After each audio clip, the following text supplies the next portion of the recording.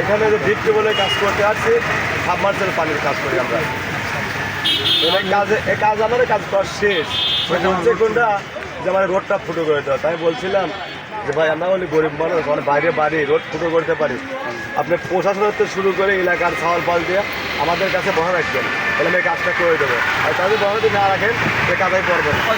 বলছে যত ঝামেলা হয় তোমার ওই চিন্তাই নাই, তোমার ধরে নেয় আর এই তোমাদের মালপাতি আটকা রাখে, সব ক্ষতি আমি দেবো।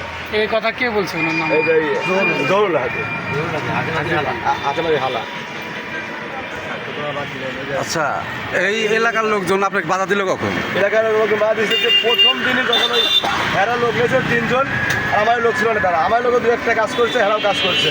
ওই মাটিগুলো সরাইছিল, তো এই এলাকার লোকগুলো এসে বললো যে কাজ করা যাবে না, এই কাজটা করা যাবে না, আপনাদের রাস্তা ফুটো করতে অবৈধ, এই কাজ করা যাবে না, আপনি করেন না।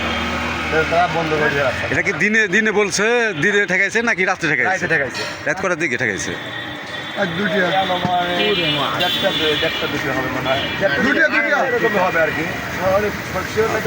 আচ্ছা, এত রাত্রে কি আপনারা কাজ করেন? আমাদের বলছিল তো সব কিছু আমি দেখবো, সব কিছু তো তোমাদের কোনো সমস্যা হলে আমি আসছি বলছি কথা বলছে বিধায় সে বলে। তারপরেও একটা লোক ছিল, বললাম যে আপনার কিন্তু সাক্ষী থাকে, রতন সেদারি মিস্ত্রি, ও কাজ করে।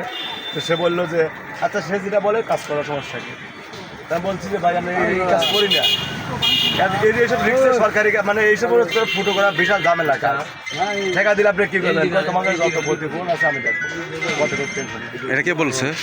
এই যে হাজির হালা। হাজির হালার নাম কি, নাম জানেন? জহরুল হাজির হালা।